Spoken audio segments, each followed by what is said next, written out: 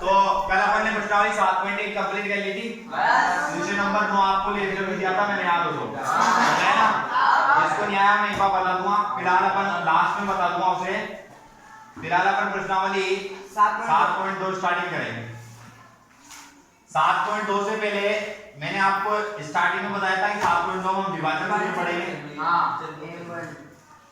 अब विभाजन सूत्र क्या होता है पहले वो समझ लेते हैं हम। मान के चलिए दो बिंदु दे रखे हमें ए और बी। इस ए बी रेखाखंड को कोई बिंदु P m1 अनुपात m2 में विभाजित कर रहा है। m1 अनुपात m2 में विभाजित कर रहा है। तो हमें इसके निर्देशांक दे रखे होंगे। मान के चलो इसके निर्देशांक मान लिए मैंने x1 है y1 और इसके मान लिए मैंने x2 y2। तो हमें क्या ज्ञात करवाएगा, वो बिंदु P ज्ञात करवाएगा। बिंदु P को हम मान लेंगे x और y। तो इसका x कोऑर्डिनेट या x अक्ष और इसका y अक्ष किस सूत्र से ज्ञात करते हैं हम? विभाजन। कैसे ज्ञात करेंगे? सूत्र होता है x बराबर m1 x2। बताया था मैंने, अगर m1 है तो x2 होगा और m2 होगा तो x1 upon m1 plus m2। दोनों अनुपातों को क्या कर देंगे? योग कर देंगे। दोनों अनुपातों को क्या कर देंगे? इसी प्रकार y बराबर क्या होगा? m1 y2 plus m2 y1 upon m1 plus m2।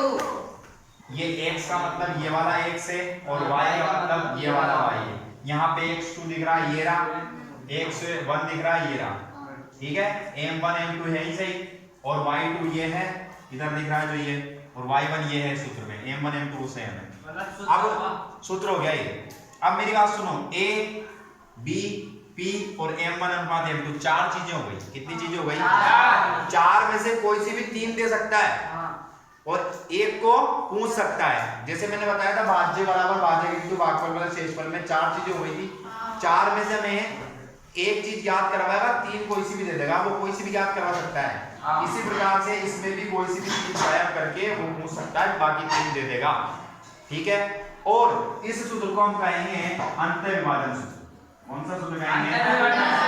अंतःविभाजन का मतलब क्या है कि ये जो ए बी रेखाखंड है, इस रेखाखंड को बिंदु P इस रेखाखंड के बीच में ही काट रहा है, कहीं ना कहीं इस रेखाखंड पर ही काट रहा है। इसका मतलब ये कौन सा विभाजन हो गया? सपोज करो ये A है और ये B है। अगर इसको यहाँ पे आगे बढ़ा रहा हूँ तो बिंदु P यहाँ पे आ रहा है, तो क्या इस रेखा पर काट रहा है क्या?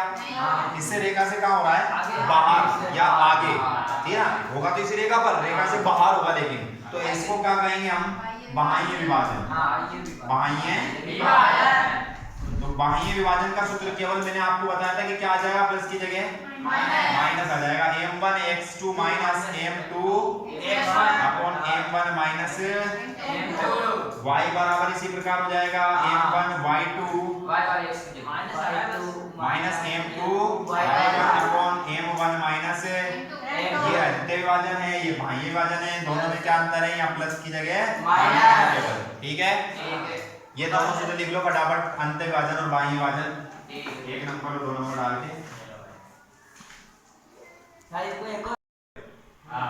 फिलहाल तो ए बी को m1 अनुपात m2 में विभाजित कर रहा है। अगर मैं ये मान के चलूं जो P है वो ए बी का मध्य बिंदु है, बिल्कुल बीचों बीच स्थित है। अब जब ये P मध्य बिंदु हो गया तो ये और ये बराबर होंगे कि नहीं होंगे? तो ये बराबर अनुपात होंगे कि नहीं होंगे? जब बराबर होंगे तो मैं क्या कह सकता हूँ कि एक अनुपात एक में विभाजित कर रहा है। तो हम m1 का मान कितना है यहाँ से और m2 का मान कितना है? तो मैं यहाँ रख दूं दोनों सूत्रों में। m1 की जगह एक रखूंगा, तो एक को x2 से गुणा किया तो x2 एकम x2, फिर एक को x1 से किया तो और एक मिलके ये किसका मान आ गया? इसी प्रकार y की जगह भी एक रखेंगे तो y1 प्लस y2 आ जाएगा कि नहीं आएगा? बटे में तो क्या है आए ये बिंदु के निर्देशांक हुए भी। हाँ, उसमें ये y x2 की जगह संख्या देगा ना वो कोई सी। हाँ, x1 और x2 की जगह संख्या देगा। यहाँ पे निर्देशांक दे सकता है, जैसे 3 और 2 दे दिए तो हम 3 और 2 रखेंगे। फिर x1 का मान 3 है और y1 का मान 2 है। लेकिन मैं तो सूत्र बता रहा हूँ कि भाई मध्य बिंदु है P, मध्य बिंदु है ना पी, और ये x और y क्या है, p के निर्देशांक है। तो हम ये वाला सूत्र नहीं रखते हुए इस वाले सूत्र का प्रयोग करेंगे तो सिंपल पड़ेगा, तो उससे भी जाएगा, लेकिन हम इसको क्या कहेंगे, मध्य बिंदु के निर्देशांक, मध्य बिंदु के निर्देशांक। अब निर्देशांक में x अक्ष होता है, y अक्ष होता है, x को x1 + x2 बटा 2 से करेंगे, y को y1 + y2 बटा 2 से करेंगे। इससे भी कर सकते हैं, लेकिन ये ज्यादा हार्ड पड़ेगा, यानी लंबा पड़ेगा। तो सीधा सा आते, इसको जोड़ दिया, इसको जोड़ दिया, 2 का भाग दे दिया, इसको जोड़ दिया, उसको जोड़ दिया, 2 का भाग दे दिया। तो ये सिंपल पड़ेगा ये वाला।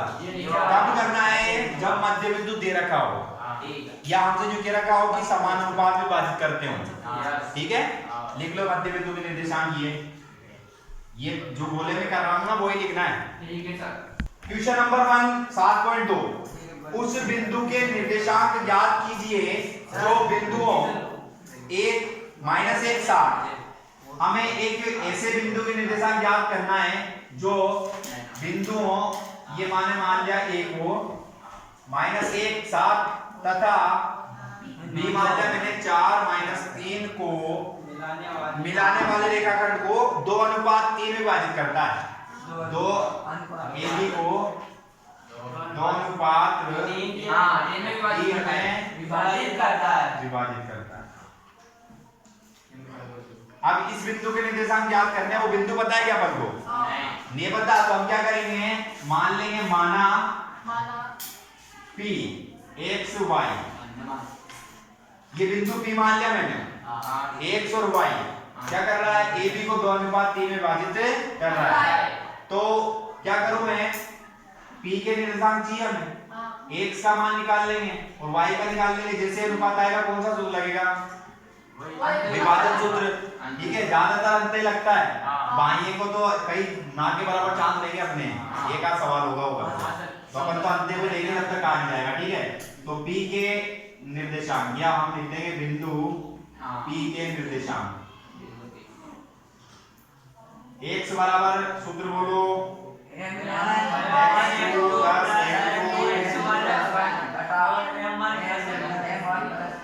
ठीक है।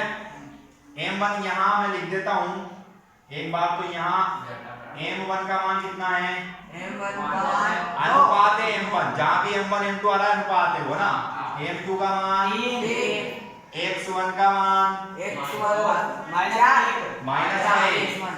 x2 का मान, y1 का मान, y2 का आ गया। बस अब यहाँ से देख के रख देंगे, x बराबर देखो m1 का मान 2 इंटू x2 का मान प्लस m2 का मान इंटू x1 का मान। दो चिन्हों में कोष्टक लगा देना, ध्यान रखना। और m1 प्लस m2 2 प्लस 3, ये लाइन समझ में आ गई। केवल सूत्र में मान रखा है हमने, 4 दूनी 8, -3 है काम, -1 है तो माइनस का 3 हो जाएगा। 3 और 2 गुना नहीं कर रहे हैं ना, जोड़ रहे हैं। तो यहाँ से आ जाएगा, 5 में से 5 गया तो 5 में 5 का भाग दिया तो 100 का मान कितना आ गया।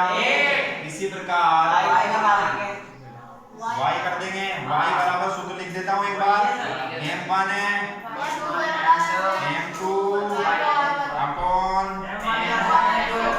m1 प्लस चलो रख देता हूँ y बराबर, m1 का मान वही है, y2 का माइनस का प्लस m2 का वही 3 है, y1 का 7 बटे m1 प्लस m2 यानी 2 प्लस